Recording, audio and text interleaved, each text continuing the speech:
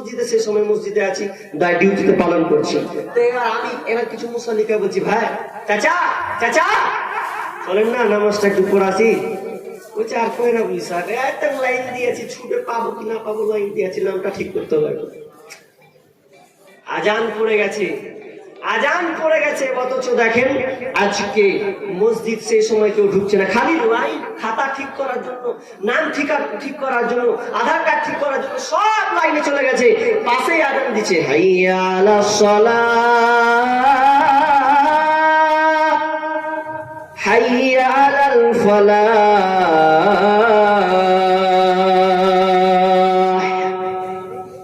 হাইয়া আলাস সালাহ, নামাজের দিকে এসো, হাইয়া আলাল ফালাহ। যদি নিষ্কৃতি পাও, শান্তি পেতে চাও, ফালা নিতে চাও, তো তুমি মসজিদে এসে ঢুকে যাও।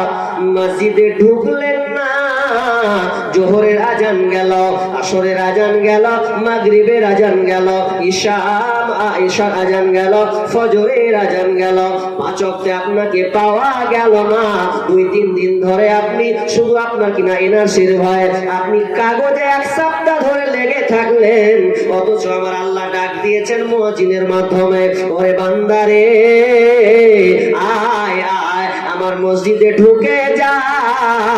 আমি আল্লাহ দেখ, আল্লাহ আমি সাক্ষী থাকবো, আমি আল্লাহ দেখ যে আল্লাহ তোদেরকে রাজত্ব দিয়েছিলাম, তোরাই রাজত্ব করেছিলি, আবার ভুলটা সংশোধন কর, আমার কাছে ক্ষমা ইস্তিগফার চা, আমার কাছে ঢুকে যা, আমার লাইনে সে ঢুকে যা। আমি আল্লাহ তোকে আমি নিষ্কৃতি দেব রে, তুই শান্তি পাবি, শান্তি পাবি। অথচ মুসলমান নামের মুসলমান, কাজের মুসলমান নয়, তারা নামাজ আজান বাতি, নামাজ বাতি, তারা এনআরসির জন্য কত যে শ্রম সে দায়ী করেছে, সে ঠিক মতন খাই না, দুপুরের খাবার সে মাগরিবে খেয়েছে, এতটা প্রচেষ্টা করেছে, আর আল্লাহ সাত আসমান থেকে দেখছে, দাঁড়া দাঁড়া দাঁড়া, তোর এনআরসি কেন তোর 12টা এমন করে বাজাবো, তোর 14 গোষ্ঠী এসেও তোর উদ্ধার করতে পারবে না।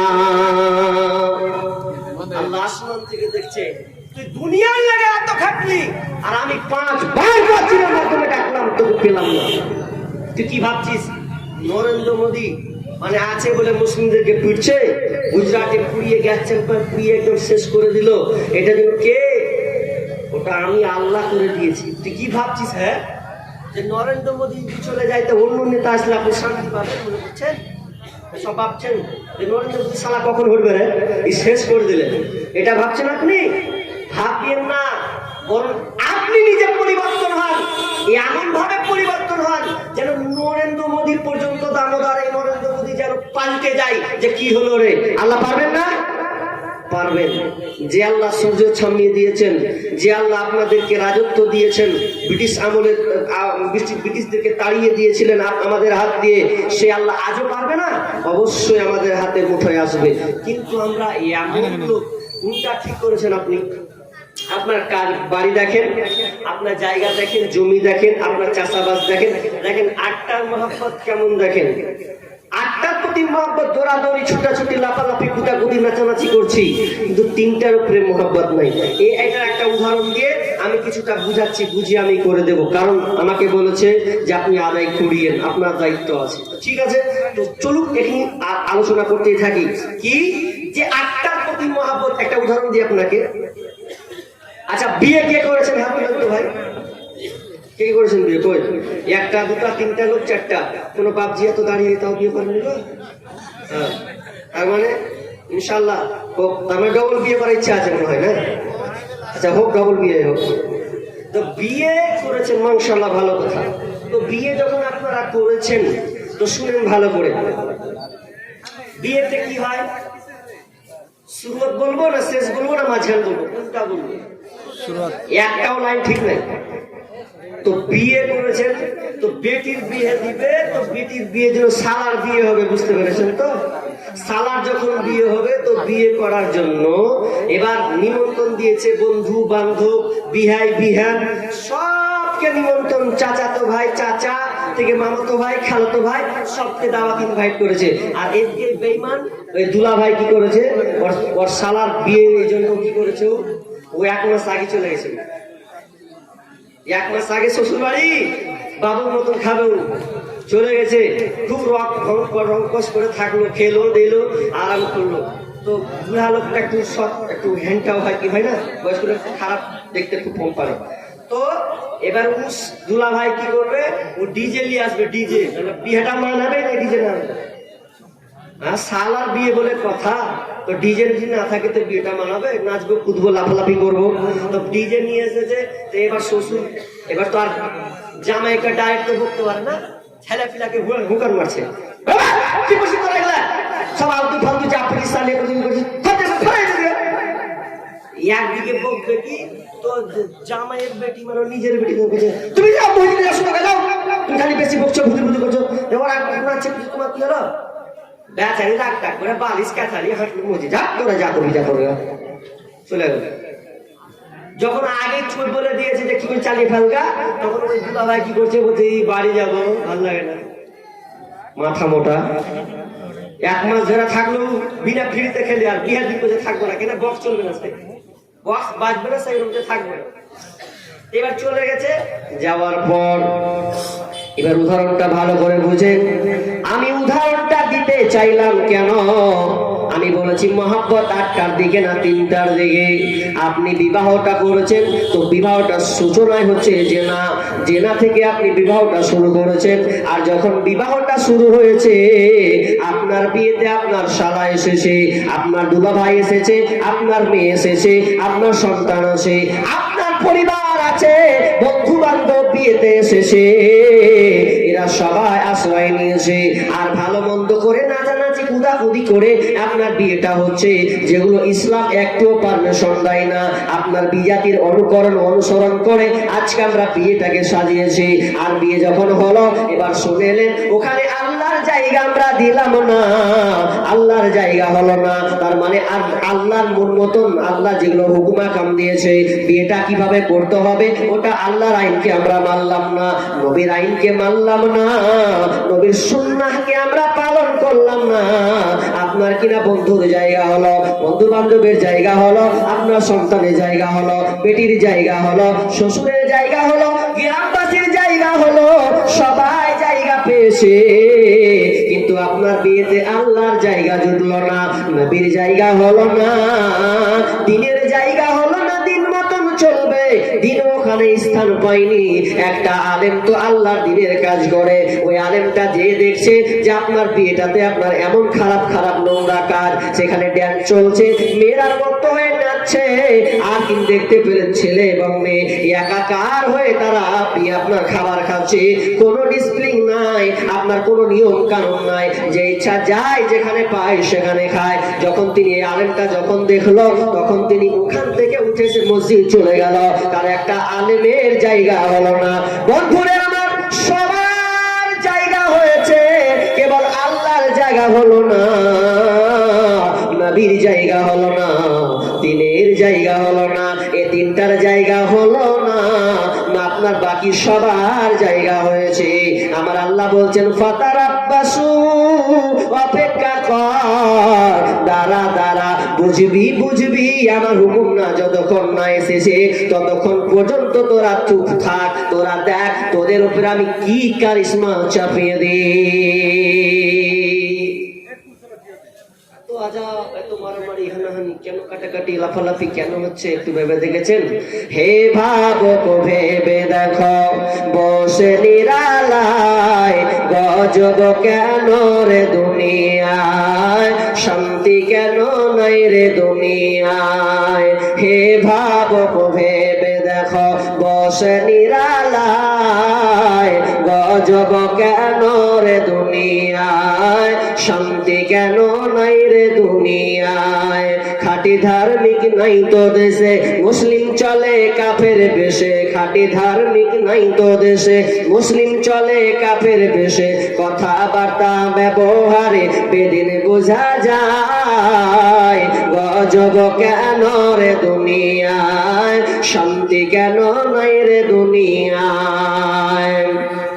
নামাজ রোজার ধার ধারে না, সত্য কথা কেউ বলে না। নামাজ রোজার ধার ধারে না, সত্য কথা কেউ বলে না। মিথ্যা আর চুগলখড়ি করিয়া বেড়ায়। গজব কেন রে দুনিয়ায়, শান্তি কেন নাই রে দুনিয়ায়। হে ভাবক ভেবে দেখো, হে ভাবক ভেবে দেখো, বসে নিরালায়।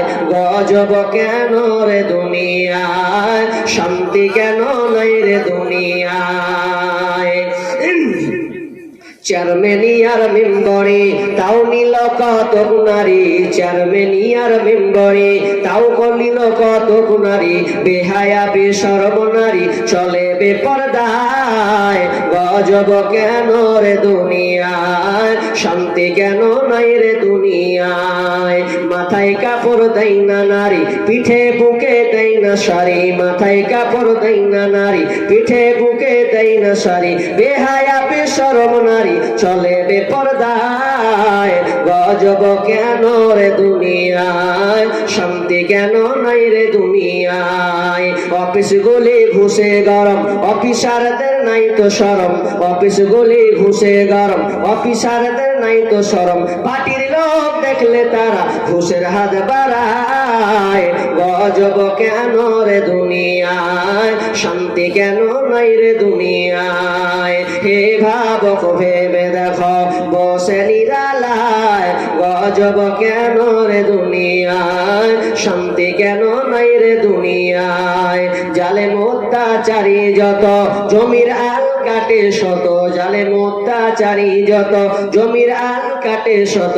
অন্যের জমি ছোট করে নিজেরটা বাড়ায়। গজব কেন রে দুনিয়ায়, শান্তি কেন নাই রে দুনিয়ায়। হে ভাবক ভেবে দেখো, বসে নিরালায়। গজব কেন রে দুনিয়ায়, শান্তি কেন নাই রে দুনিয়ায়। মাইকের আওয়াজ কমালো কেন? মুখ ভরছি তখন ধরে করছি, দূর থেকে বলছি তখন সাউন্ড। গলা টেনে নিচে বারো, মানুষকে বুঝার একটাই নেই। মুখ ভরছি তুমি ধরে, এখান থেকে একটু আওয়াজ হয়। সাউন্ডটা দেখো, তুমি লক্ষ্য রাখো, তুমি ঠিক করবে না। কালকে মাইকটা মশালা খুব ভালো পেয়েছিলাম। এত সুন্দর মাইক, প্রশংসা করতে হবে বারবার, সব মাইক ফেল হয়ে যাবে। কালকে এত সুন্দর আওয়াজ, কি বলবো, একটু এখান থেকে বলছি বলে জি ঠান্ডা হয়ে যাচ্ছে। সেদিনকে গাজালো বলে দিয়েছি, আব্দুল রহমান তার থেকে বেশি বলেছে আমার সাথে। মাইক ভালো পেলে কেউ ছাড়ে না, বলে বলতে ইচ্ছা করবে। মাইক মনের মতন থাকলে একটু বলতে জোশ আসে, ভালো লাগে।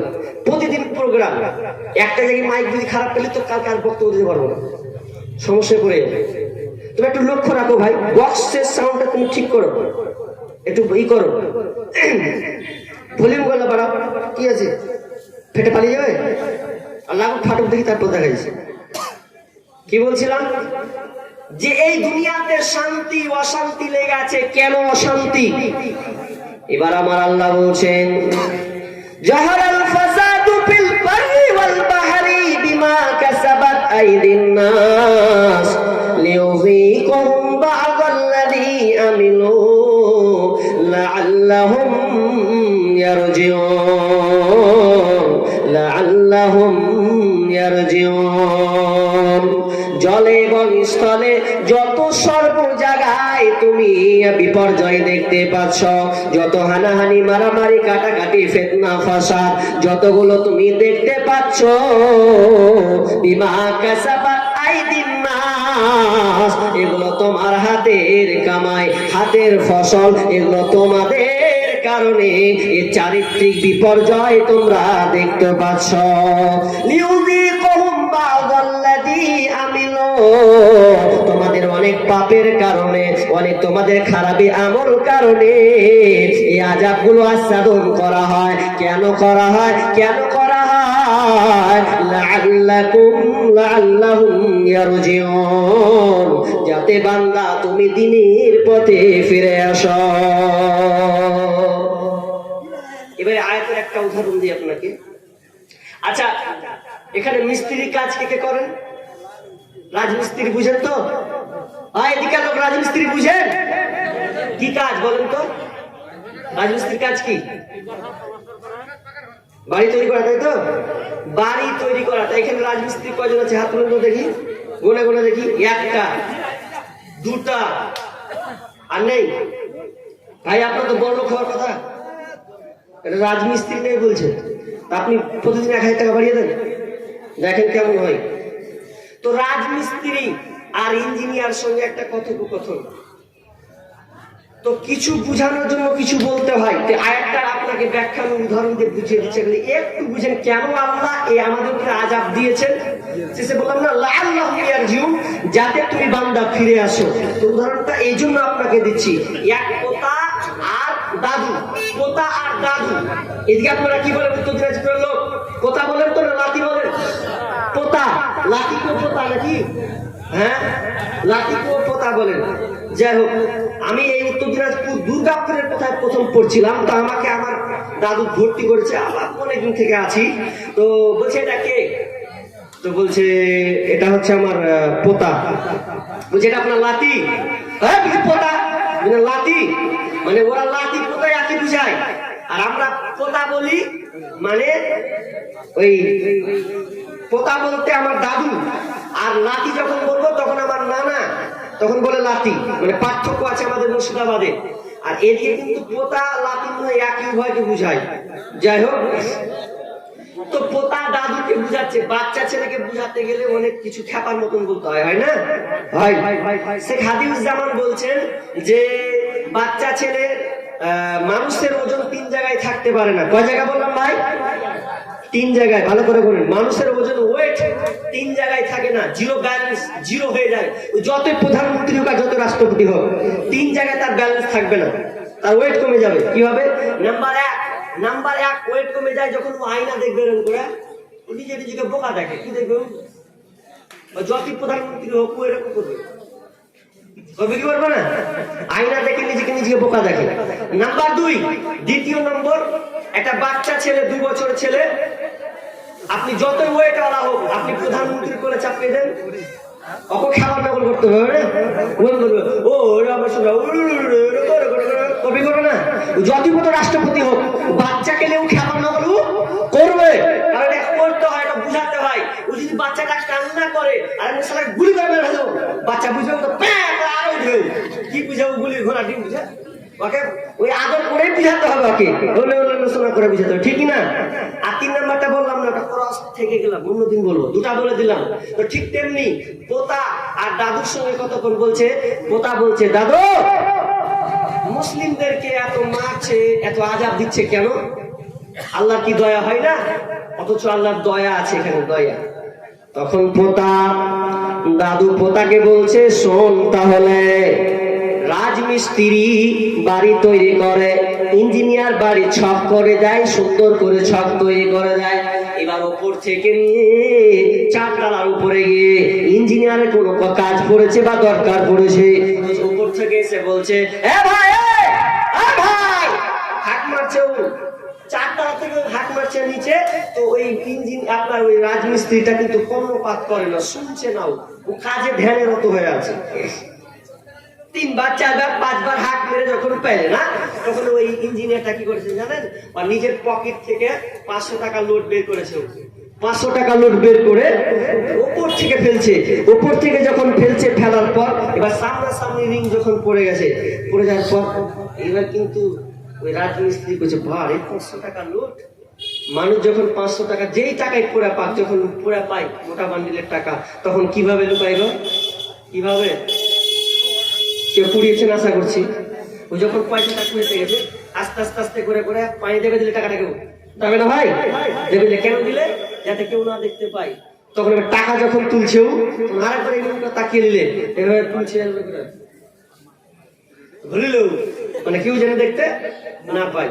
ইঞ্জিনিয়ার কিন্তু দেখতে পাচ্ছে যে তোর কৌশল কিভাবে টাকাটা তুলছিস। ইঞ্জিনিয়ার বলছে এরপরেও কাজ হলো না, আবার টাকা ফেলছে। টাকা যখন আবার দ্বিতীয়বার টাকা ফেলছে, 500 টাকার নোট, আবার ওই টাকাটা তুলছে, তাকিয়ে দিয়ে এবার পকেটে ভরলে। ইঞ্জিনিয়ারের মন খারাপ, তো 2 বার ফেললাম, 2 বারই তুই পকেটে ভরলি, তো এবার তো কি তাকাবি না?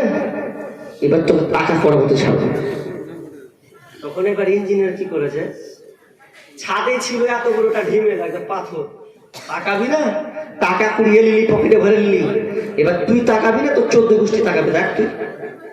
তখন ওই এত বড়টা ঢিমর লিয়েছে বুঝলেন, ওর সামনাসামনি ঢিমের লিয়ে এবার রিং করছে, ওর সামনাসামনি ফেলবার মাথায় এত বড়টা ঢিমে লিয়ে এবার রিং করে 4 তালা থেকে ফেলেছে। আর যেমন ফেলেছে এত বড়টা ঢিমের মাথায় পড়েছে, বুঝতে পারছেন ডোজ কত বড় পড়বে ওর মাথায়, যেমনি পড়েছে উপর দিকে তাকাতে লেগেছে। তখন ইঞ্জিনিয়ার বলছে টাকা লিখে নেবে, এতক্ষণ ধরে হাত মেরে ভরে গেল, দুবার টাকা ফেলবি পকেটে ভরে নিলি, একবার টাকা না, এই টাকা ছিল মাথায় লেগেছে দিয়া, এবার বুঝ দেখবি না মানে। এবার আপনারা হাসলেন, কি হলো ও আজকে, ঠিক আছে ঠিক আছে, আচ্ছা এবার বুঝলেন ইঞ্জিনিয়ার যখন ফেলেছে পাথরটা উপর দিকে তাকাতে লেগেছে, টিম টেকনি ভাবে আমার আল্লাহ বলছেন বান্দারে আমি তোকে ডাকলাম মুয়াজ্জিনের মাধ্যমে, আমি তোকে ডাকলাম বক্তার মাধ্যমে, আমি তোকে ডাকলাম মসজিদের ইমামের মাধ্যমে, আমি তোকে ডাকলাম কিনা মাদানির মাধ্যমে, আমি তোকে ডাকলাম ফাইজির মাধ্যমে, আলেম ওলামার মাধ্যমে আমি তোকে ডাকলাম, কিন্তু আমি তোকে ডেকে সারা পেলাম না, তোকে আমি পেলাম না, কোথাও তোকে পেলাম না। এত টাকার পর আল্লাহ আমি তোকে গাড়ি দিলাম, বাড়ি দিলাম, টাকা পয়সা দিলাম, ব্যালেন্স সব কিছুই দিলাম, ছেলে সন্তান দিয়েছিস, সব নিয়ে আত্মহারা হয়ে গেছিস, আর আমি আল্লাহ তোকে ডাকলাম তুই কোনো সাড়া দিলি না। যে আমার বলছে দেখ দেখ দেখ, এবার তুই তাকাবে। যখন আল্লাহ বলছেন আমি আল্লাহ তোদের অনেক পাপের ধরুন, তোকে আমি পাপের শাস্তি আস্বাদন করাই, আমি যে আযাব গুলো দিই, যেগুলো আপনার তোমার উপরে যত বিপর্যয় আসে, তো এই জন্য আসে, এই জন্য আমি চাপিয়ে দিই লাআল্লাহুম ইয়ারজিউন, যাতে বান্দা তো দিনের পথে ফিরে আসে। তুই তওবা ইস্তিগফার করিস, মাবুদ রে তুমি আমাকে ক্ষমা করে দাও, যখন তুই আমার দিনের পথে আসবি দেখ আমি আল্লাহ তোদের জিনিসটাকে পরিবর্তন করে দেব, আবার পৃথিবীটাকে সুন্দর স্বাভাবিক করে দেব। সাড়ে 35 বেজে গেল, আমাকে বলেছেন কালেকশনের কথা, এটা মাদ্রাসার জালসা, তো মাদ্রাসার জালসার জন্য অনেক কিছু দরকার, তো ইনশাআল্লাহ বিষয়টা শেষ করিনি, ভেতরে ঢুকতে চলে যাব। কিছু শেষে একটা মজার কথা বলবো, মুসলমান কেন মার খাচ্ছে, একটা লজিক আছে, ওটা দিব আপনাকে, তবে এখানে দিব না, পালিয়ে গেলে পালিয়ে যান, কোনো অসুবিধা নাই, যারা থাকবেন তারাই শুনতে পাবেন যে কি লজিক দেবো। তবে মিডিলে আমি দানের কথা বলবো, এখানে দান, যে দানটা হচ্ছে এটা মাদ্রাসার জালসা, আর মাদ্রাসা কোনোদিন সরকারি অনুদানে চলে না। আপনাদের এই পরিশ্রমের টাকা দিয়ে, শ্রম দিয়ে, খেটে খাওয়া টাকা দিয়ে, সেগুলো থেকেই মাদ্রাসায় জমা হয়, আর মাদ্রাসাগুলো চলে, এই মাদ্রাসা অনুদান। আর মাদ্রাসা চলবে কতক্ষণ পর্যন্ত? যতক্ষণ পর্যন্ত আপনারা দেখভাল করবেন, আবাদ করবেন, ততদিন মাদ্রাসা চলবেন। জানছেন তো আজকে সরকারের পাইতারা চলছে, কি জানি না 2025-এ কি হবে জানি না, বলতে পারছি না, তবে তারা পাইতারা করছে যে মাদ্রাসাগুলোকে উৎখাত করে দেওয়ার জন্য। কিন্তু আমরা যদি জীবিত থাকি, আমরা যদি পরিবর্তন হয়ে যাই, তো সরকার কিছুই করতে পারবে না, যদি আমরা একটু পরিবর্তন হয়ে যায়। তো মাদ্রাসা কেন করবেন? মাদ্রাসা এই জন্যই করবেন, আমি যেমন আজকে বক্তব্য দিচ্ছি, এটা কারণ দান, মাদ্রাসা থেকে পড়ে এসে আমি আপনাকে বক্তব্য শোনাচ্ছি, স্কুল থেকে নয়। স্কুলে পড়েছি, শেষ করেছি, কিন্তু এরপরে আমি মাদ্রাসার এই পরিশ্রম, মেধা, শিক্ষকদের কাছে শিখে কোরআন হাদিস স্টাডি করে আমি আপনাদের সামনে বলতে পারছি। এটা আল্লাহর কত বড় নিয়ামত যে আপনাদের মতন হাতে মাদ্রাসা তৈরি করা। তো এটাও একটা মাদ্রাসা, এই মাদ্রাসায় আপনারা আল্লাহর রাস্তায় দিবেন, আমি আবদার করব এই কটা লোকের কাছে। আচ্ছা মা বোন, মেয়েরা তো আছে, মেয়েরা আছে, আশা করছি এদিকে আছে, পেছন দিকে আছেন মা বোন, মাশাআল্লাহ আপনারা থাকেন, দেখেন আপনাদেরও দরকার আছে। তো দান